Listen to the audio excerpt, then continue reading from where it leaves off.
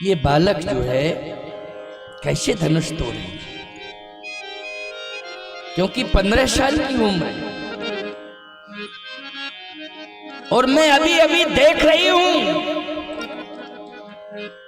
रावण बाण छुआ नहीं चापा, हारे सकल भूप करीदा।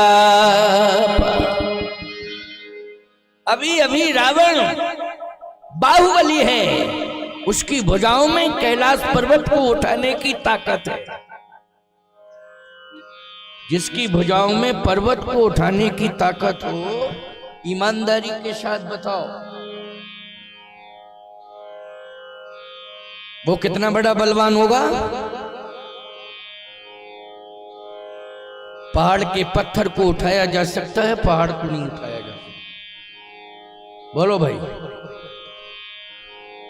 क्रेन मशीन ने हजारों टुकड़े कर दिए हैं पहाड़ के, लेकिन कोई भी क्रेन मशीन आज तक पहाड़ नहीं उठा पाई। कोई यंत्र बना हो तो बताओ, 1000 टुकड़े कर दिए जाते हैं तब उसका अस्तित्व मिटता है। पहाड़ का 1000 टुकड़े किए जाते हैं, करोड़ों टुकड़े किए जाते हैं, तब उसका अस्तित्व पहाड़ का। कोई मशीन ऐसी है जिसने पहाड़ उठा के रख दिया? कोई मशीन ऐसी नहीं है। खंड खंड करके सफलता मिली है, लेकिन रावण ने तो अपनी भुजाओं के बल पर कौतुक ही कैलाश पुन लीनस जाए उठाए। खेली खेल में कैलाश ही उठा लिया। गया था भगवान शंकर के पास, प्रणाम करूंगा गुरुजी, लेकिन फिर कहता है सिर झुकाऊंगा तो मुकुट गिर जाएंगे। हैं? प्रणाम करने वाले को पगड़ी उतारनी पड़ती है। बोलो भाई, प्रणाम करने वाले को पगड़ी उतारनी पड़ती है कि नहीं? और बिना पगड़ी उतारे कोई सिर झुका सकता है, प्रणाम कर सकता है? पगड़ी चली जाएगी नीचे। इसलिए पगड़ी का सम्मान रहे तो वो पगड़ी को पहले नीचे रखता है, फिर सिर झुका के प्रणाम करता है। लेकिन रावण मुकुट नहीं उतारना चाहता, अपमान समझ रहा है। उसने कहा कोई बात नहीं है, सीधा गुरुजी को प्रणाम करना ही है, कैलाशी को उठा के सिर पर रखे लेता हूं। और जैसे ही हाथ लगाए तो कैलाश कांप गया, हाथों में आ गया। पार्वती जी बोली क्या है, भूकंप आ गया क्या? शंकर जी बोले चेला आ गया, भूकंप नहीं आया। ऐसा खतरनाक चेला? हाँ, कैसा बनाया चेला, पूरे मकान का फाउंडेशन उखाड़ दिया उसने। ऐसा चेला क्यों बनाया? शंकर जी बोले क्या बताएं, यही तो जीवन में गलती हुई, यही जीवन में गलती हुई है। ये गलती को मैं एहसास कर रहा हूं, चेला नहीं बनाना चाहिए था। ऐसी गलती कभी नहीं करनी चाहिए, लेकिन हो गई गलती। 2 ही तो गलतियां हुई मुझसे। इसको चेला बनाया रावण को, भस्मासुर को वरदान दिया। क्यों? भस्मासुर को वरदान दिया और इसको चेला बनाया, यही गलती हुई है। ये 2 गलतियां बड़ी खतरनाक हुई हैं पार्वती मुझसे। और बता दूं तीसरी गलती, सती के साथ शादी, ये भी एक गलती हुई है। क्यों भाई? ये भी एक गलती हुई है कि दक्ष प्रजापति की बेटी सती के साथ शादी की, लेकिन चलो एक संतोष मिला कि सती जो है पार्वती बन के तुम आ गई हो। अब परिवर्तन देख करके कम से कम एक गलती का सुधार हो गया, और दूसरी गलती का भी सुधार हुआ, लेकिन मेरे द्वारा नहीं हुआ, भगवान के द्वारा हुआ। क्यों? विश्वमोहिनी का वेश बना करके भस्मासुर के सामने आ गए भगवान के नहीं आ गए? आ गए कि नहीं आए? अच्छा सही बताओ। एक बात आपको और बतावें, ये जितने नशेड़ी और अभिमानी होते हैं ये बेवकूफ बहुत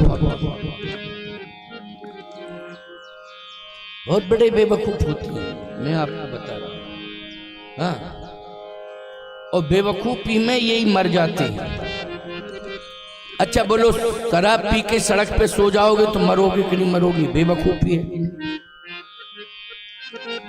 शराब पी के सड़क पे सोओगे तो ये क्या है? ये बेवकूफी है। ऐसे ही तो एक्सीडेंट होता है। शराबी कितने मर गए, बहुत मर गए। अरे मैं तो कहता हूं जानवर सड़क के बीच में बैठे हैं, रात्रि में कितने ट्रकों ने कुचल डाले, उनको कुचल डाले, सड़क के बीच के कारण कुचले। लेकिन वो पशु हैं, उनमें विवेक नहीं है उतना कि हमें यहाँ बैठना चाहिए या नहीं बैठना चाहिए। लेकिन मनुष्य बेवकूफ कब बनता है? जब पशुओं का आचरण करता है। ये पशुओं का ही आचरण है, पशु से बदतर है।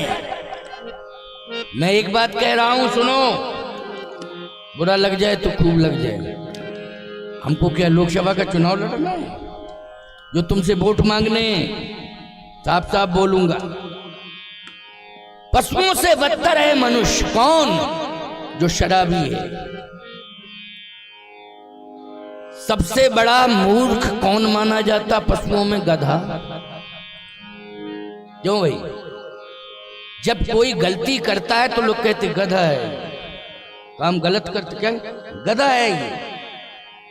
कोई घोड़ा कहता है, कोई हाथी कहता है? बताओ भाई। नहीं, गधा है, गधा गधा। लेकिन वही शराब गधे के सामने ले जाओ,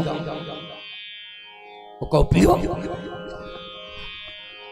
ऐसे करेगा, तुम देख लेना, अंदाज देख लेना। मैं गलत नहीं बोल रहा हूं, मैंने तो अनुभव करवाया है। ये ऐसे करेगा, फिर लगाओ तो ऐसे करेगा। इसका मतलब है गधा जिसको नहीं पी रहा है, गधे से बदतर इंसान है उसे पी रहा। बोलो भाई, है गधे से बदतर की नहीं? देखो भाई, गांव में बीड़ी ज्यादा पी जाती है और लोग कहते हैं कि महाराज इसलिए पीता हूं गैस नहीं बनती है। एक बात बताओ, किसी डॉक्टर से पूछो गैस को समाप्त करने के लिए क्या बीड़ी बनाई है? कोई डॉक्टर नहीं कहेगा ये। वो कोई टैबलेट देगा, तमाम प्रकार की टैबलेट हैं कि इसको खाइए गैस नहीं बनेगी। लेकिन कोई डॉक्टर, वैद्य, इस गांव में वैद्य जी रहते हैं, क्यों? बहुत अच्छे हैं, उनसे पूछना गैस को दूर करने के लिए बीड़ी बनाई? मना कर देंगे, नहीं, आयुर्वेद में कोई परंपरा नहीं। हेमोपैथी में भी, एलोपैथी में भी, आयुर्वेद में कोई भी सिस्टम नहीं है। ये क्या है? तुम्हारे मन का भ्रम है। बताएं आपको, जैसे चाय पीने वाला कहता है थोड़ी सी चेतना आ जाती है, चेतना नहीं आती है।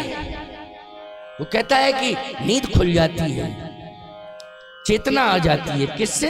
बोले चाय पीने से। चाय पीने से चेतना नहीं आती है, याद रखना है। चाय पीने से नींद हराम हो जाती है, भाग भी नहीं जाती है, नींद हराम हो जाती है। समझ लो, नींद मतलब आती नहीं है। अच्छा एक बात बताओ, नींद ना आवे किसी को तो ये रोगी के लक्षण है कि निरोगी के लक्षण है? बोल, नींद नहीं आ रही है, रोगी के लक्षण है। बोलो, है कि नहीं? दिन में किसी को नींद नहीं आती है, भोजन के बाद थोड़ा घंटे आध घंटे लेटने की परंपरा, उसी में का झपकी आ गई, अलग बात है। लेकिन ईमानदारी के साथ बताओ, चाहे जितने आप थके हो, चल रहे हो, तो कभी झूमोगे नींद में? बता दो जरा, झूमोगे क्या जबकि जगे हुए हो, थके हुए हो? नहीं नहीं नहीं। आप जो है अगर नशीला पदार्थ ले लेंगे तो झूम जाएंगे। ये भी एक स्लो पॉइजन का नशीला पदार्थ है चाय। इसको, इसके दोष को मारने के लिए इसलिए तुलसी का प्रयोग किया जाता है। किसका प्रयोग किया जाता है? तुलसी का। ये तुलसी जो है इसके दोष को समाप्त कर देती है। लेकिन तुलसी का प्रयोग कोई करता नहीं है, कोई नहीं करता है। तुलसी एक सबसे बड़ी औषधि है। 100 प्रकार की बीमारियों को दूर करने की ताकत एक तुलसी में है। इसलिए चाय पीने की आदत नहीं बनाना है, बनाए हो तो तुलसी का प्रयोग करो। और सनई सनई ये तुलसी जो है आपको चाय से दूर कर देगी। बीड़ी पीने की आदत पड़ गई है, एक नशा है ये भी। बस इतना जरूर है कि बीड़ी पीने वाले को लोग दूर नहीं करते, है ना। इसलिए नहीं करते हैं क्योंकि बीड़ी ही तो पी रहा है। बस इतना कि बीड़ी ही तो पी रहा है, क्या पी रहा, बीड़ी पी रहा है। इसलिए अच्छा और बता रहे हैं आपको, धुआं जो अंदर जाता है वो फेफड़ों को प्रभावित करता है। चाहे सिगरेट का हो, चाहे बीड़ी का हो, कोई भी धुआं हो, अंदर जाएगा तो हमारे फेफड़ों को प्रभावित करता है।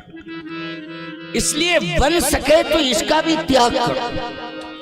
निभ सक रहा हो अगर तुमसे तो इसका भी त्याग करो, प्रयास करो, सफलता मिलेगी। लेकिन ये नशा सबसे अच्छा है जो तुम लोग, राम कथा का नशा, ये सबसे बड़ा नशा, इसको पियो। पेयम पेयम श्रवण पुट राम नामाभिराम। बोले दो ही अमृत है पीने के लिए, या तो राम नामामृत है या कथामृत। राम नामामृत और कथामृत। कथामृत पी रहे हो, राम नामामृत पी रहे हो, ये अमृत है। बाकी सब विष है। बाकी सब क्या है, विष है। आज रामचरितमानस में सुने ना क्या कह रहे हैं, बड़ी समस्या दिखाई दे रही है। इसलिए राजा साहब को कोई समझा नहीं पा रहा है, किसी की हिम्मत नहीं पड़ रही। प्रण का त्याग कर दें, ये क्या जरूरत है प्रण की।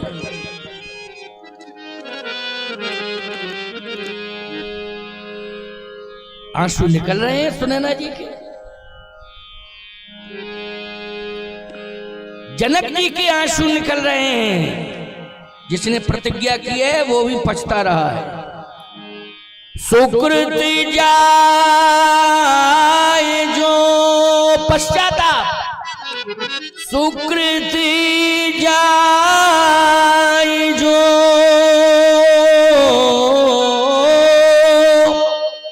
पन पर हर हो,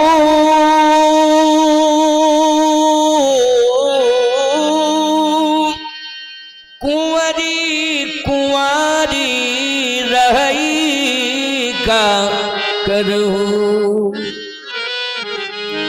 अगर मैं प्रण का त्याग करता हूं तो मेरे पुण्य नष्ट होते हैं, और प्रण का पालन करता हूं तो बेटी कुंवारी रहती। बोलो ये रोना है कि नहीं? ये पश्चाताप, इसी को धर्म संकट कहते हैं। ये धर्म संकट में फंस गए महाराज जनक, रो रहे हैं। अब क्या करूं? सब रो रहे हैं, जनकपुर वासी भी रो रहे हैं।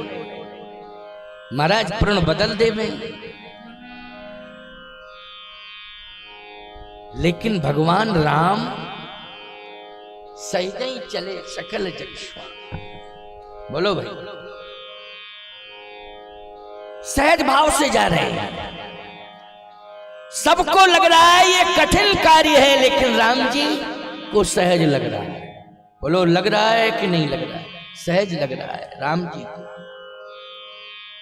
अच्छा एक बात आपको बताएं, सीता जी भी तो आदि शक्ति हैं, लेकिन उन्हें सहज नहीं लग रहा है ये।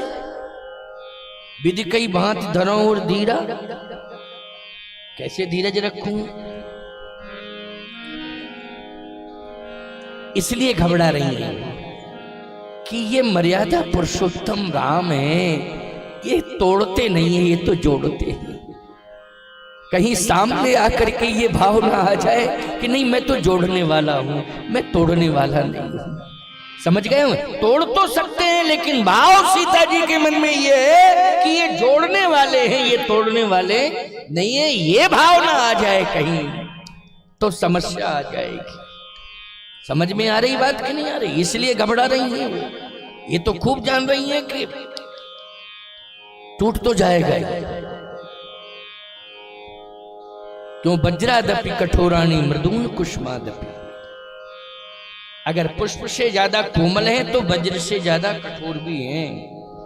ऐसी बात नहीं। ब्रह्मांड निकाया निर्मित माया रोम रोम प्रतिवेद के। कितनी बड़ी ताकत है, इसका अनुभव है किशोरी जी को। लेकिन संकोच इसी बात का है कि ये तोड़ने वाले नहीं है, ये तो जोड़ने वाले हैं। कहीं संकोच ना आ जाए। विधि कहीं भांति धरो उर्थी। लेकिन भगवान सहज भाव से जा रहे हैं। एक भाव इसमें और अच्छा जुड़ गया है। क्या? भगवान राम के साथ लक्ष्मण जी आए हैं और लक्ष्मण जी महाराज विशेष रूप से लाए गए। विशेष रूप से लक्ष्मण जी को लाया गया है। नहीं, दोनों भाइयों की बात है तो उसमें लक्ष्मण का नाम नहीं था। दो भाइयों में तो मैं कहता हूं कि शत्रुघ्न जी भी तो उतने ही ताकत वाले हैं जितने लक्ष्मण जी हैं। जाके सुमरन ते रिपुनाशा नाम शत्रुघ्न वेद प्रकाशा।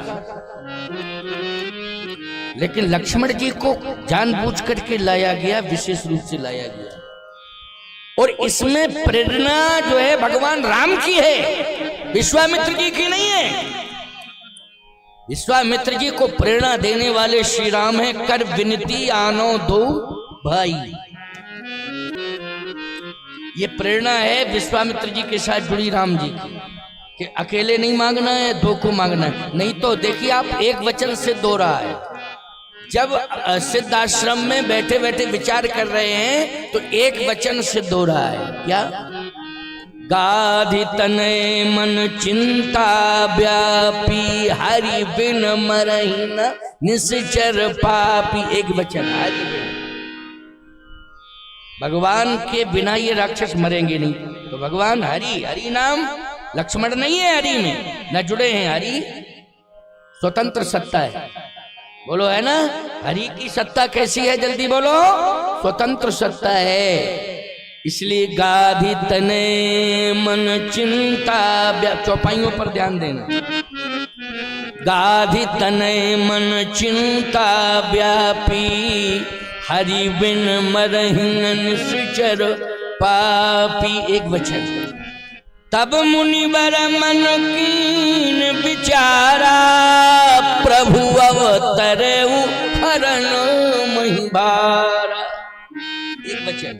प्रभु मानी स्वतंत्र सत्ता। हरि भी स्वतंत्र है और प्रभु भी स्वतंत्र है। स्वतंत्र सत्ता है ये, कोई नहीं जुड़ा हुआ है, सर्व स्वतंत्र हैं। प्रभु अवतरऊ हरण महिबारा। अब भगवान ने कही तो गड़बड़ हो रहा है। भगवान ने प्रेशर बनाया। याद रखना, आत्मा रामो विराजते। सबकी आत्मा में राम बैठा हुआ है, कहीं दूर नहीं है, अंदर बैठा है। बोलो भाई, बैठा है कि नहीं बैठा है? और अंदर बैठे बैठे ही वो काम कर रहा है। ये नहीं है कि उसको आना पड़े, बैकुंठ से आना पड़े, क्षीर सागर से आना पड़े। नहीं नहीं नहीं, उसको कहीं से नहीं आना पड़े, वो तो तुम्हारे अंदर ही पड़े। लेकिन आप कहो महाराज हमें अनुभव क्यों नहीं हो रहा है? तुमने धुआं इतना भर दिया अंदर कि वो चुपचाप है। हम पड़े कमरे में, वो बाहर से धुआं भर दो तो क्या करेंगे? यही कहेंगे क्या करेगा। क्यों भाई? तुमने इतना भर दिया है धुआं अंदर, लेकिन जब वो अपने आप में आ जाता है तो प्रभाव दिखाता है, वो प्रेरणा भी देता है, ललकारता भी है। कोई भी आदमी गलत काम करने के लिए आगे बढ़ता है तो सबसे पहले अंदर से आवाज आती, रुको, गलत करने जा रहे हो। बोलो भाई, अंदर से आवाज आती कि नहीं आती? जल्दी बोलो, रुको, गलत करने जा रहे हो। इसका अनुभव बगल वाले को नहीं होता है, स्वयं को होता है। बोलो, होता है कि नहीं होता है? ये कौन बोल रहा है? ये धर्म बोल रहा है, रामो विग्रहवान धर्म। ये धर्म बोल रहा है, रामो विग्रहवान धर्म। वाल्मीकि रामायण, राम में धर्म में वो बोल रहा है, रुको। एक बात आपको बतावें, आज का नेता कहता है कि कानून मैंने इतने कठोर बना दिए हैं कि तुम्हें सोचना पड़ेगा। मैं एक बात कहता हूं, धर्म से बड़ा कानून नहीं है। धर्म पहले आया, कानून बाद में बना। बोलो, बना कि नहीं बना? एक बार मैं दिल्ली में बोल रहा था तो एक वकील साहब, कई वकील बैठे थे, एक वकील जो है बोल पड़े मेरे पास आके एकांत में। बोले, महाराज जी, आपने धर्म को बड़ा बताया, कानून को छोटा। तो कानून कानून होता है?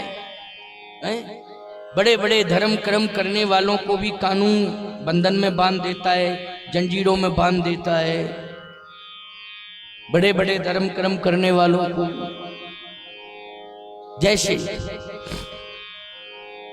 सड़क पर किसी ने गौ हत्या कर रहा है, गाय को मार रहा है, और गणाशा लिए।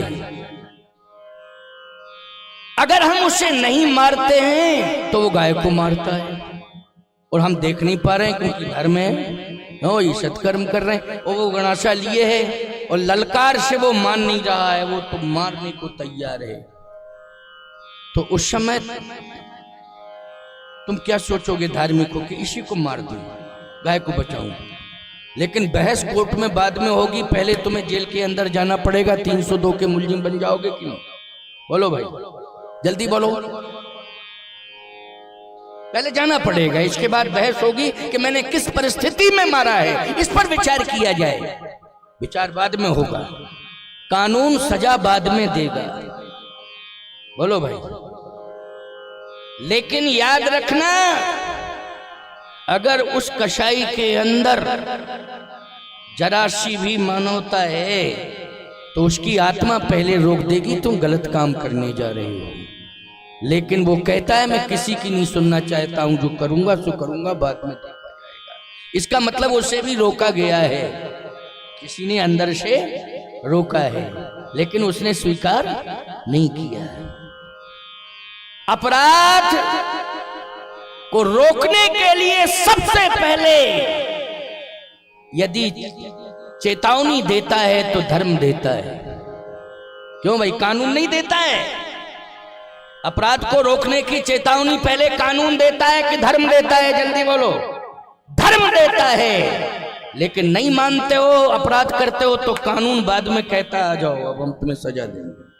तो कौन बड़ा हुआ? जल्दी बोलो। धर्म बड़ा हुआ कि नहीं? कानून की मैं निंदा नहीं कर रहा हूं, मैं सम्मान कर रहा हूं, लेकिन कानून अपराधी को सजा बाद में देता, रोकता भी है कि अभी तुमने ये किया इसलिए 10 साल की सजा है और अब मत करना ऐसा, नहीं तो आजीवन कारावास दूंगा। याद रखना। बोलो भाई, अभी गुंजाइश है 10 साल की सजा है, लेकिन अब मत करना ऐसा। बाद में रोक रहा है कि नहीं रोक रहा है कानून?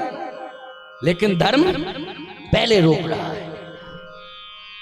इसलिए मैं कहता हूं कि सदा अपने साथ धर्म को लेके चलो और धर्म की मानो, अपराध से बच जाओगे। बोलो, बच जाओगे कि नहीं? बच जाओगे अपराध से, मैं सत्य कह रहा हूं। प्यारे, आज धनुष रखा हुआ। विश्वामित्र जी महाराज अभी तक यही सोचते रहे कि प्रभु को लाना है, हरि को लाना है, लेकिन अंदर से प्रेरणा हुई तब कहा उन्होंने, क्या कहा? कर बिनती ये हूँ मिश देखो पद जाई। आत्मा में बैठा हुआ परमात्मा बोल पड़ा, कर बिनती आनो दो भाई। अकेले नहीं, दो भाई। अब दो भाई में भाई तो चार हैं, बोलो हैं कि नहीं? उसमें लक्ष्मण भी आते हैं, भरत भी आते हैं और शत्रुघ्न भी आते हैं। लेकिन कर विनती आनो दो भाई, अगर केवल दो ही भाई होते तब तो क्लियर था, लेकिन चार हैं तो सहयोग में कोई एक हो जाए दो हो जाएंगे, एक के सहयोग में दूसरा भाई आ जाए तो संख्या कितनी होगी बोलो? दो। कर बिनती आनो दो भाई, यह है प्रभु की प्रेरणा। लेकिन जब वहां पहुंचे प्रसंग तो मैं केवल सांकेतिक स्वरूप में प्रस्तुत कर रहा हूं, ऐसा नहीं है उसका विस्तार, क्योंकि मुझे प्रमाण देना है ना, इसलिए प्रमाण के लिए तो मुझे लाना पड़ेगा खींच के। मिस्त्री दीवार को उठाता है, मकान को उठाता है, तो वो एक ही आकार प्रकार के ईंट पत्थर गुम्मों का प्रयोग नहीं, काटता छाटता भी रहता है कि नहीं? और अगर कोई टुकड़ा दूर पड़ा है तो उसको मंगवाता है, लाओ लाओ मजदूर से, नहीं होता तो खुद चला जाता है। क्यों? साफ सुथरा क्यों तोड़ूं, जब टुकड़ा पड़ा है तो उसको वो बेकार हो जाएगा, पड़ा रहेगा टुकड़ा, है ना? उसको ले लेता है। वो समझदार है। मूर्ख होता है तो वो कहता है हमें क्या करना है, हम तो यहीं बैठे बैठे अपना काम करते हैं। इसलिए याद रखो, ध्यान से मेरी बात को सुनो, समझने की कोशिश करो। ये सब्जी अमनिया करती हैं, जो खराब खराब टुकड़ा होता है उसको अलग कर देती हैं, साफ साफ, है ना? यही तो करती हैं। क्यों? सब्जी का अगर एक भाग खराब है उसको फेंक दिया जाए कि अब कोई मतलब नहीं, है तो खराब है, तो इसका मतलब यह है कि इस महंगाई में तुम सबसे बड़ा समर्थन कर रही हो। सब्जी इतनी महंगी है, थोड़ा सा दाग लगा था उसको अलग करके व्यवस्थित करना चाहिए, उसको ही फेंक दिया तुमने, दूर कर दिया, तो महंगाई में सबसे बड़ा समर्थन तुम्हारा है। नहीं नहीं नहीं, विवेक से काम लेती हैं और राहत भी देती हैं, बहुत समझदार है, ऐसी बात है। घर में मेहमान आ जाते हैं, दही में मट्ठा मिला के लस्सी बना देती है। क्यों भाई? दही थोड़ा है, मट्ठा ज्यादा मिला दिया, बढ़िया बन गया और दे दिया, क्या टेस्ट आता है। लोग कहते लस्सी दही की बनी है, मट्ठा ज्यादा मिला है दही कम मिला, कहती क्या है? दही की लस्सी पिलाओ। समझदारी है, क्या है ये? समझदारी है।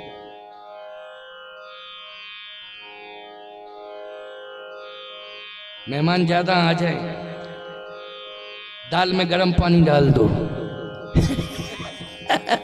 क्यों भाई? दाल में गरम पानी, नमक मिला हुआ, ना राम रस पड़ा हुआ, डाल दो, मेहमानों को पता ही नहीं चलता, आराम से खा जाते हैं। ये और कहते हैं कि अच्छी बनी है। ये समझदारी है, समझदारी है। आइए सुनिए, विश्वामित्र जी भगवान की प्रेरणा से दो भाइयों की डिमांड कर रहे हैं, उसमें लक्ष्मण, शत्रुघ्न नहीं, भरत नहीं, केवल लक्ष्मण, लक्ष्मण को लेकर के आए हैं साथ में। क्यों? जब जब भी समस्या आई है तब तब लक्ष्मण ने आम भूमिका का निर्वाह किया है। इसलिए पूरी यात्रा में, चाहे मिथिला की यात्रा हो चाहे लंका की यात्रा हो, पूरी यात्रा में राम जी ने किसका साथ लिया है अपना? बोलो, लक्ष्मण का साथ लिया है। लक्ष्मण को, भरत जी तो गए थे साथ ही में रहने के लिए चित्रकूट से वापस जाओ, लेकिन लक्ष्मण को वापस नहीं किया। कारण क्या है? कारण यह है कि राम अगर सिंह हैं तो लक्ष्मण सिंह के बच्चे, राम जी अगर मणि हैं तो लक्ष्मण फणी है। और बोलो, लक्ष्मण राम जी क्या बन के प्रवेश कर रहे हैं? रघुवंश मणि। क्या बन के प्रवेश किए हैं? विद्यमान रघुकुल मणि जानी। विद्यमान, मिथिला में विद्यमान है तो किस रूप में विद्यमान है? बोलो भाई, मणि के विद्यमान रघुकुल मणि जानी। अच्छा बोलो भाई, मणि की रक्षा कोई धनुष बाण वाला करता है कि शस्त्र वाला करता है कि फणी करता है? फणी करता है। मणि की रक्षा चाहे जितने कीमती हथियार लिए क्यों ना खड़े रहो, मुश्किल है कि बच जाए। और अगर फणी है तो याद रखना उसे कोई छू नहीं सकता है, फणी। लक्ष्मण के धनुष बाण पर इतना भरोसा नहीं है जितना लक्ष्मण की वाणी पर भरोसा है। और सर्प के पास बोलो भाई शस्त्र होता है कि वाणी होती है? फणफणाता है वो। ओरिजिनल सांप की गर्जना नहीं सुनी तुमने अभी? मैंने सुनी है। जब न्योला और सर्प लड़ते हैं तो उसकी फुंकार देखो, ऐसे जैसे बादल गरज रहा हो। समझ रहे हो कि नहीं? और मैंने तो यहाँ जबलपुर के पास में ये घुनसौर है, सैपुरा बटोनी के पास घुनसौर, वहां मेरी कथा हो रही थी। हनुमान जी का मंदिर है, वहीं कथा हो रही थी मेरी। काली मिट्टी का खेत था, भयंकर सांप निकला, काला निकला, वो अंदर रहता होगा और वो फणफणा के आ गया जहां कथा हो रही थी। डरा नहीं, तो काफी जनता थी, वो नहीं डरा। और उसने यूं फण किया और बड़ी जोर से गरजा, लोग भागने लगे। मैंने कहा कि ऐसा है, तुम लोग डर रहे हो। सर्प की आवाज सुन करके बोले, महाराज काला है, पदम वाला है, वो कहीं आ गया तो क्या करेंगे हम? मैंने कहा कि वो आया है, ये बात पक्की है, लेकिन वो पब्लिक के अंदर नहीं जाएगा। अगर तुम लोग छेड़ोगे तो जाएगा, और छेड़ोगे नहीं तो उसको गरजने दो, गरजने दो, निकल जाएगा। 5 मिनट तक उसने खूब गर्जना की, हिला डुला। मैंने कहा अब एक काम करो, ओम नमः शिवाय, ओम नमः शिवाय का पाठ करो, क्योंकि सर्प अगर नियंत्रण में रहता है तो शिव जी की। किसके नियंत्रण में रहता है?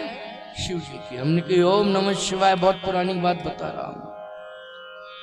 वो चला गया शब्द, लेकिन बिना माइक की आवाज उसकी गूंज रही थी। मैंने स्वयं सुना है, ये घुनसौर की बात है। मैं गांव का नाम भी बता रहा हूं।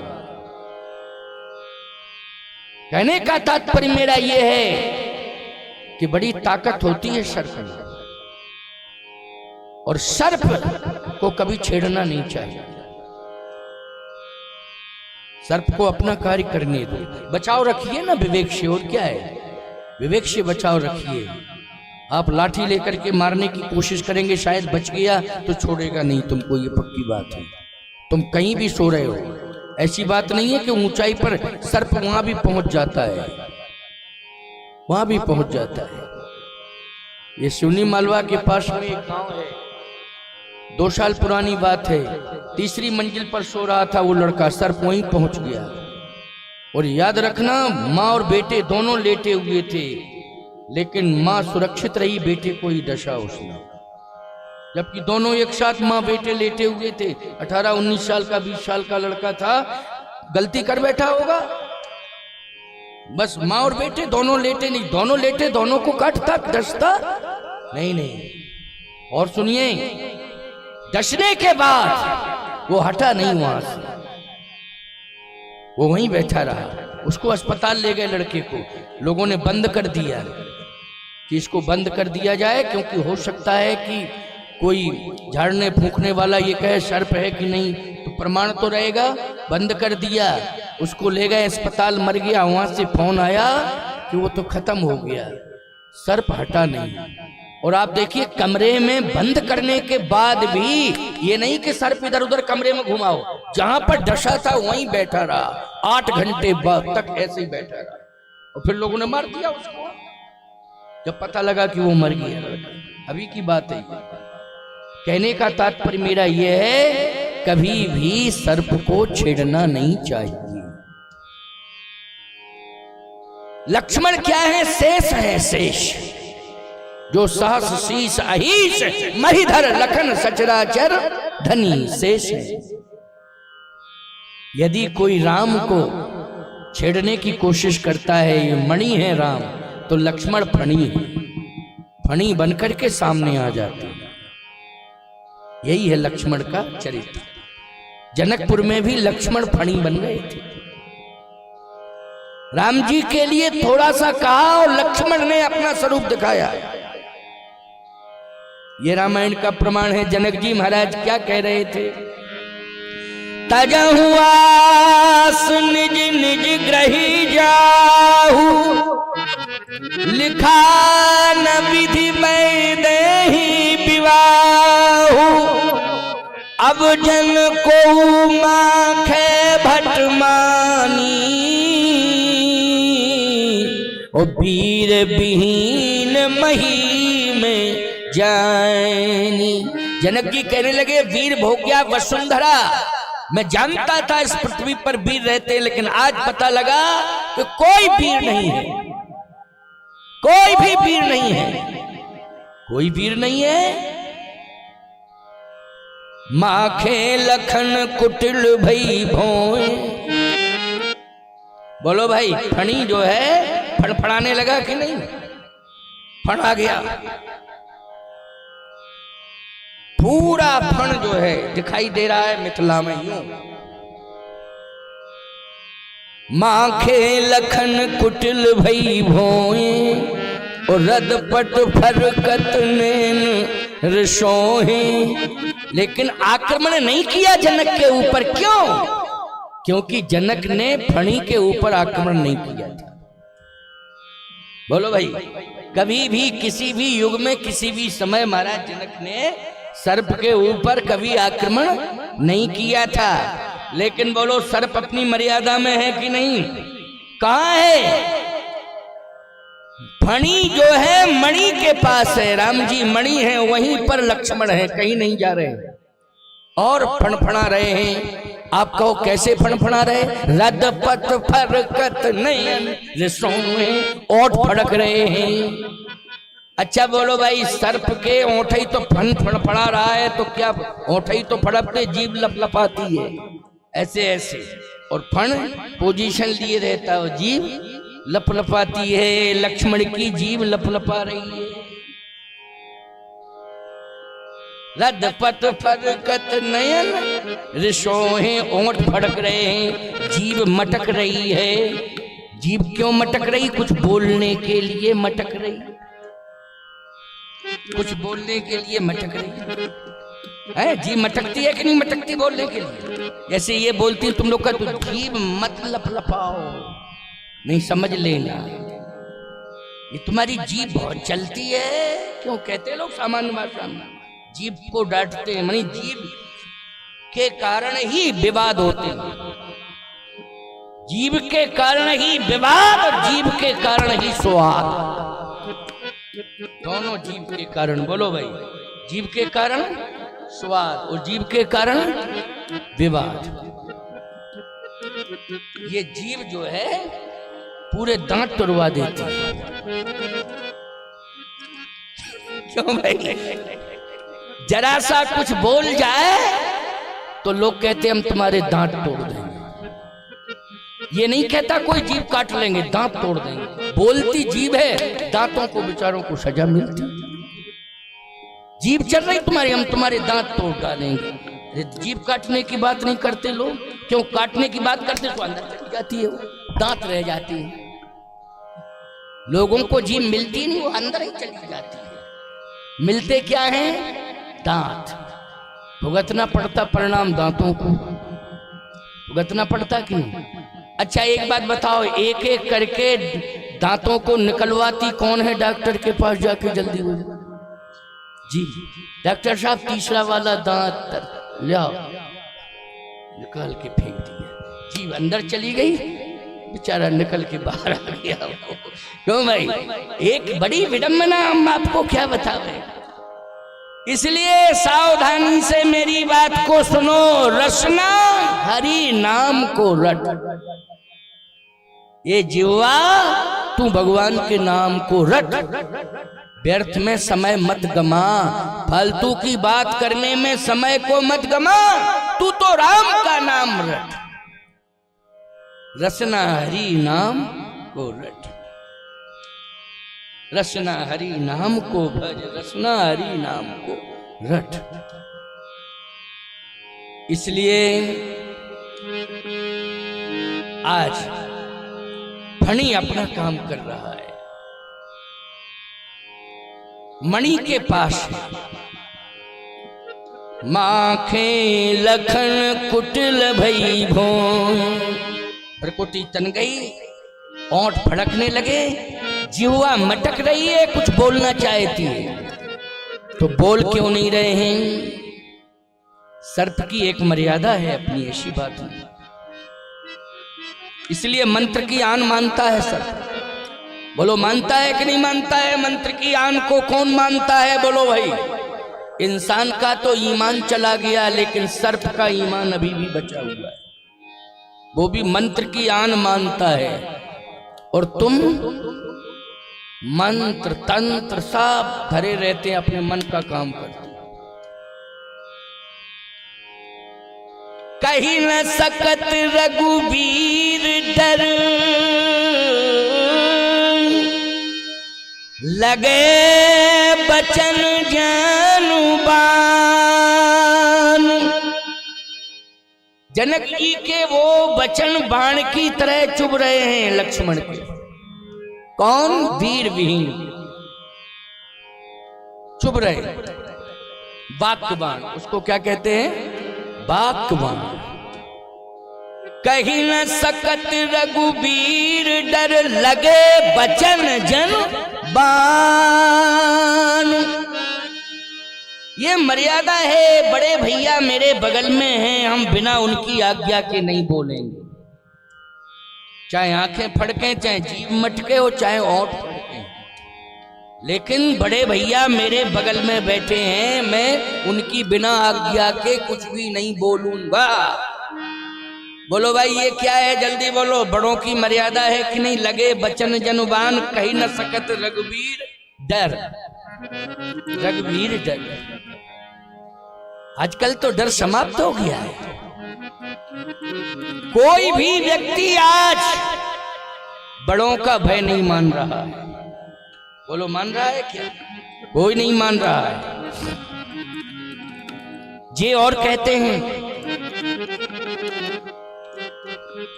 मूड ऑफ मत करो। अगर कोई बूढ़ा बोल भी दे, मूड ऑफ मत करो, तुम समझते नहीं हो, बीच में मत बोला करो। मूड ऑफ करते हो हमारा? बूढ़ों ने मूड ऑफ कर दिया है, इनके मूड को ऑन कौन करता है? भाई ऑफ करने वाले को तो तुमने बता दिया, लेकिन ऑन कौन करता है? ऑन पत्नी करती है ऑन। मूड को ऐसा करो, ऐसा करो, ऐसा करो, ऐसा करो, पत्नी करती है।